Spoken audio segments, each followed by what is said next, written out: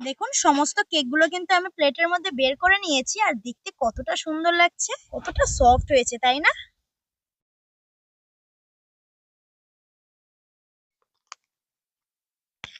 এই দেখুন কত সুন্দরভাবে কেকটা উঠে আসলো। নমস্কার বন্ধুরা, আমার আজকের রেসিপি পাকা আমের কাপ কেক। বন্ধুরা, আজকে আমি এই কেকটা আপনাদেরকে সম্পূর্ণ এগলেস ভাবে কিন্তু বানিয়ে দেখাবো। তাছাড়া এখন তো পাকা আমের সিজন, বাজারে কিন্তু প্রচুর পরিমাণে পাকা আম উঠে গেছে। তো আপনারাও কিন্তু এই কেকটা খুব সহজে বাড়িতে বানিয়ে নিতে পারবেন। আর আমি এই কেকটা এতটা সহজ পদ্ধতিতে আপনাদেরকে বানিয়ে দেখাবো, যে কেউ দেখলেই কিন্তু খুব সহজে বানিয়ে নিতে পারবেন। তাই চলুন পুরো ভিডিওটা দেখতে থাকুন।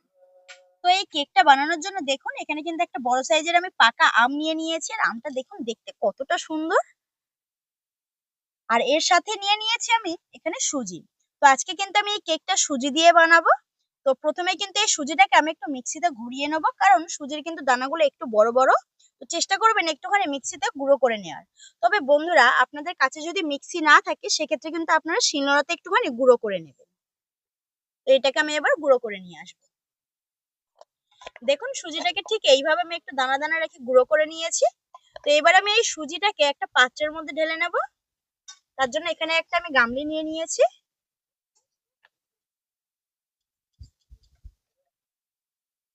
তো এবার আমি এই পাত্রটাকে সাইডে রেখে দেব।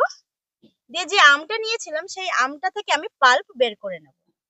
তার জন্য দেখুন আমি একটা ছুরিও নিয়ে নিয়েছি, এবার এই পাল্পটাকে বের করে নেব।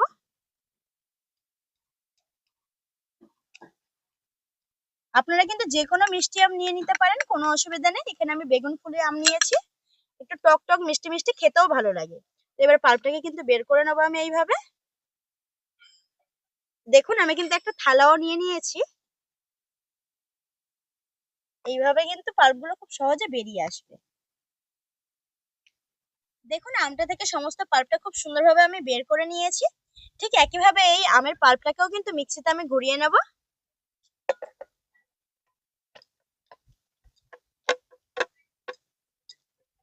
এখন এই আমের সাথে আমি আরো একটা জিনিস দিয়ে দেবো, সেটা হচ্ছে চিনি। তো চিনিটা এখানে আমের সাথে কিন্তু একেবারে ঘুরিয়ে নিলে খুব সুন্দরভাবে কিন্তু চিনিটা মেল্ট হয়ে যাবে। তো বন্ধুরা, আপনাদেরকে এখানে একটা কথা বলে রাখি, এই কেকটা বানাতে গেলে কিন্তু আপনাদের মাপটাকে কিন্তু ঠিকঠাক রাখতে হবে। এখানে যে এই বাটির মাপে আমি সুজিটা নিয়েছিলাম, সেই সুজি কিন্তু আমার 150 গ্রাম ছিল। তো যতটা সুজি নেবেন যে কোনো মাপের বাটিতে বা কাপে, তার হাফ কিন্তু নিতে হবে চিনি। তো এখানে আমি নিয়ে নিয়েছি, এবার খুব ভালোভাবে কিন্তু দুটোকে আমি ঘুরিয়ে আনবো মিক্সিতে। দেখুন আমটাকেও ঠিক আমি এইভাবে পেস্ট করে নিয়ে চলে এসেছি। তো এবার যে সুজিটাকে আমি গুঁড়ো করে নিয়েছিলাম, সেই সুজির মধ্যে কিন্তু আমি দিয়ে দেবো একটু গুঁড়ো দুধ। তো বন্ধুরা, আপনারা হয়তো ভাবতেই পারেন যে এখানে গুঁড়ো দুধ কেন দিচ্ছে। এই গুঁড়ো দুধটা দিলে কিন্তু কেকের স্বাদটা আরো বাড়িয়ে দেবে, খেতে আরো বেশি ভালো লাগবে। তো এখানে আমি 50 গ্রাম কিন্তু গুঁড়ো দুধ দিয়ে দিচ্ছি। তো প্রথমে কিন্তু সুজির সাথে গুঁড়ো দুধটাকে ভালোভাবে একটু মিশিয়ে নেবো।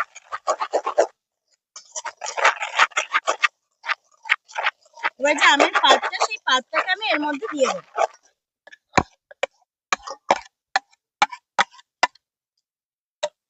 এবার অল্প অল্প জল দিয়ে এই ব্যাটারটাকে কিন্তু আস্তে আস্তে মিশিয়ে খুব সুন্দরভাবে তৈরি করে নেব।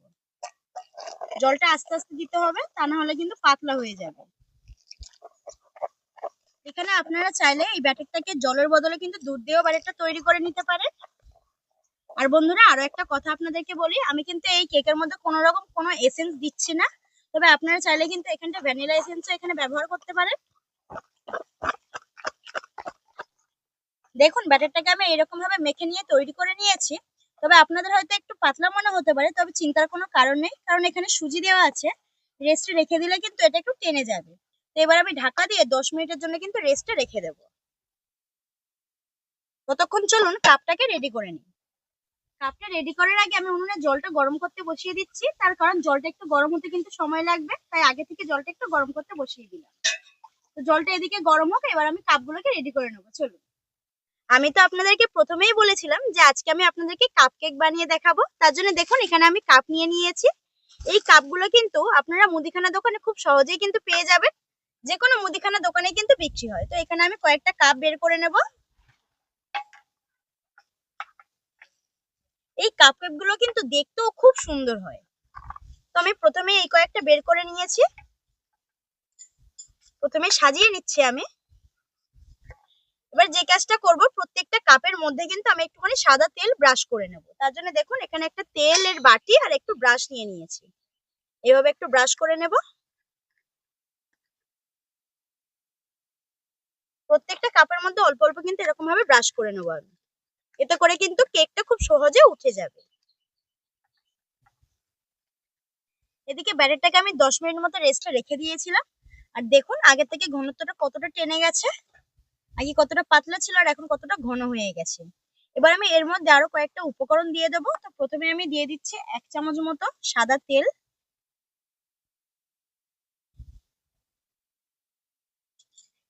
দিয়ে দেবো অল্প একটু লবণ।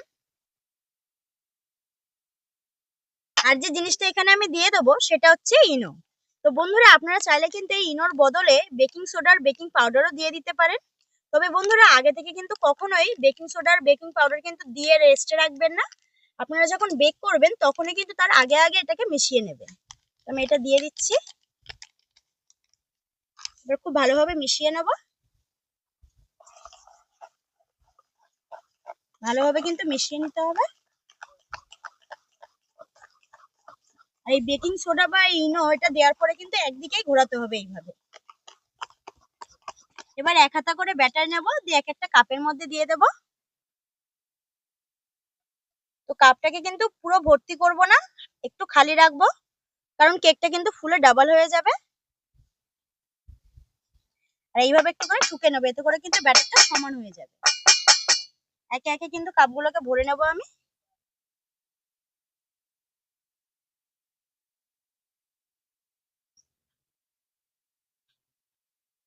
দেখুন একইভাবে সমস্ত কাপগুলোকে আমি রেডি করে নিয়েছি। এবার আমি ডেকোরেশনের জন্য অল্প একটু এখানে নিয়ে নিয়েছি আলমন্ড কুচি। তো ওপর থেকে আমি অল্প অল্প দিয়ে দেবো, এতে করে কিন্তু দেখতে ভালো লাগবে। এভাবে একটু দিয়ে দেবো।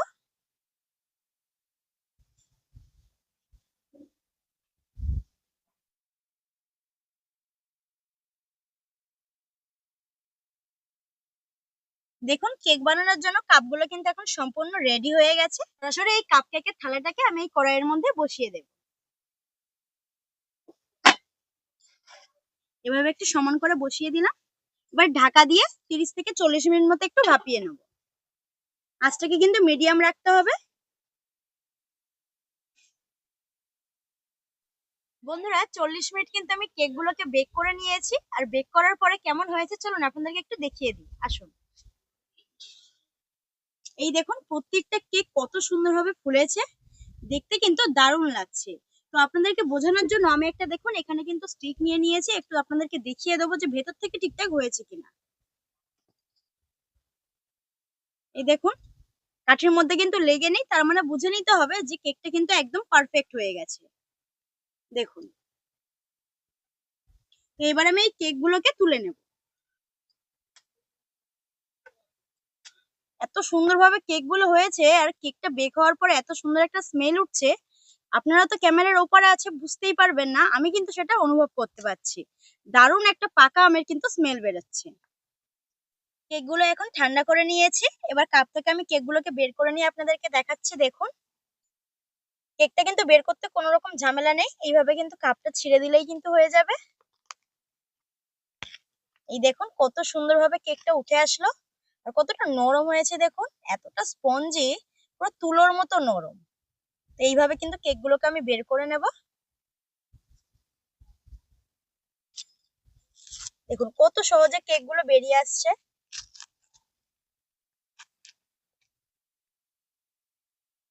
এই দেখুন দেখতে কিন্তু দারুণ হয়েছে, তাই না বন্ধুরা? তো আপনাদের কেমন লাগছে অবশ্যই কিন্তু সেটা আমাকে কমেন্টে আপনারা জানাবেন।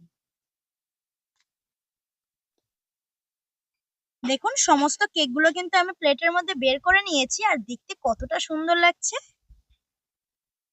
আর দেখুন কেক গুলো কতটা নরম হয়েছে, এতটাই স্পঞ্জি হয়েছে, দেখে সেটা বুঝতেই পারছেন, একদম নরম তুলোর মতো হয়েছে। তো আপনাদেরকে আমি ছিঁড়েও দেখিয়ে দিচ্ছি। এই দেখুন কতটা সফট হয়েছে, তাই না? দেখুন এইরকম পাকা আমের কেক যদি আপনারা বাচ্চাদেরকে বানিয়ে দেন তাহলে বাচ্চারা কিন্তু খুব খুশি হবে, কারণ বাচ্চারা তো আম খেতে ভালোবাসে। আর সেই পাকা আমের ফ্লেভারেই যদি এরকমই ছোট ছোট কাপ কেক সামনে পায় তাহলে তারা কতটা খুশি হবে বলুন তো। আমি একটু করে টেস্টও করি।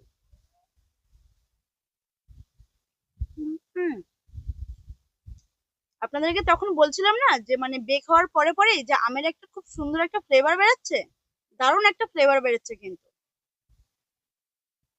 হুম।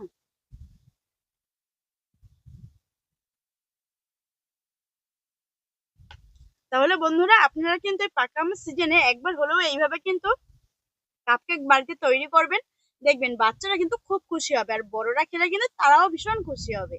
তো আপনাদের কেমন লাগলো অবশ্যই কিন্তু সেটা আমাকে জানাতে ভুলবেন না, আর ভিডিওটা ভালো লাগলে বন্ধুদের সাথে শেয়ার করে দেবেন। তাহলে দেখা হচ্ছে পরবর্তী নতুন একটা ভিডিও নিয়ে, ততক্ষণ সুস্থ থাকবেন, ভালো থাকবেন আর সাবধানে থাকবেন। আজকের মতো টাটা।